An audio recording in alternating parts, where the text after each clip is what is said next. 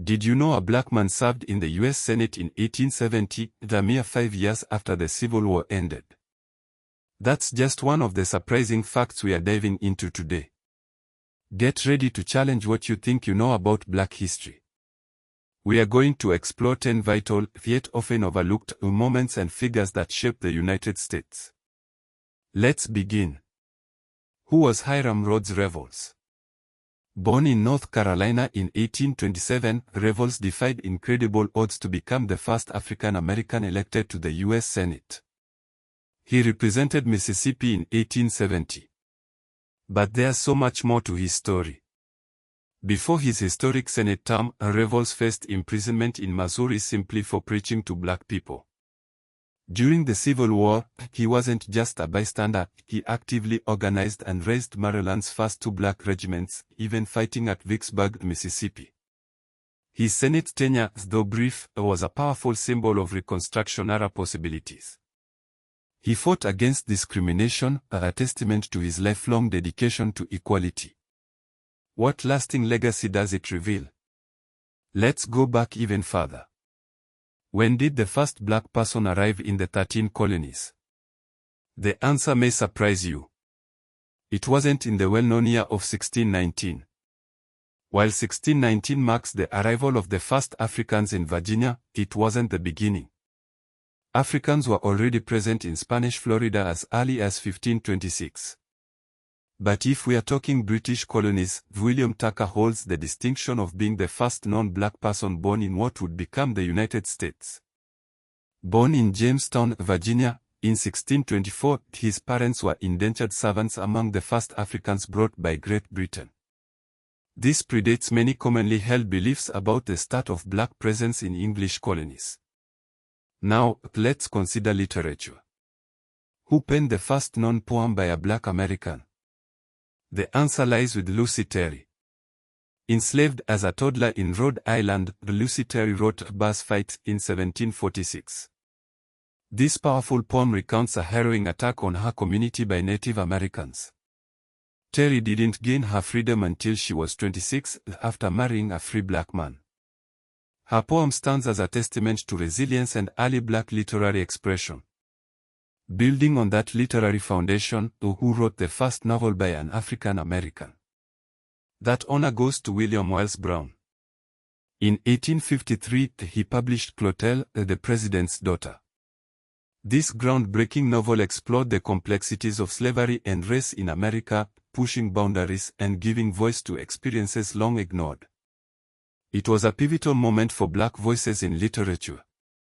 Moving from literature to liberation, how many enslaved people escaped to freedom via the Underground Railroad? While precise figures are elusive, it's estimated that approximately 100,000 enslaved people escaped north via the Underground Railroad between 1810 and 1850. This network of secret routes and safe houses was a beacon of hope facilitated by courageous conductors and allies.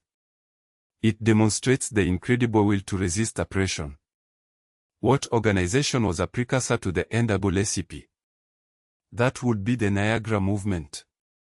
Founded in 1905 by W.E.B. Du Bois and William Monroe Trotter at Niagara Falls, Canada, this group advocated for full civil rights and opposed segregation. The Niagara Movement, although relatively short-lived, laid the groundwork for the NAACP, which emerged in 1909. The Niagara Movement held meetings in symbolic sites like Boston's Faneuil Hall but failed due to no central headquarters or funding, directly inspiring the NAACP. The Niagara Movement disbanded in 1910 after growing to over 30 branches. Let's shift our attention to higher education. Where were the first black Greek letter organizations founded? Alpha Phi Alpha Fraternity Incorporated, the first black male Greek letter organization, was founded at Cornell University in 1906. Shortly thereafter, Alpha Kappa Alpha Sorority Incorporated, the oldest black female Greek letter organization, was established at Howard University in 1908. These organizations provided spaces for black students to build community, foster leadership, and advocate for social justice. Why is Black History Month celebrated in February? The origins of Black History Month trace back to Carter G. Woodson. Woodson, the second black American to earn a Harvard doctorate, established Negro History Week in February 1926. He chose February to coincide with the birthdays of Abraham Lincoln and Frederick Douglass. It expanded to Black History Month in 1976. So, Black History Month exists because of Carter G. Woodson's dedicated work. This formal recognition allowed for the celebration and study of African American contributions. Who was the first African American Supreme Court Justice? Thurgood Marshall broke barriers when he was nominated by President Lyndon B. Johnson in 1967. Marshall served on the Supreme Court until 1991, leaving an indelible mark on American jurisprudence.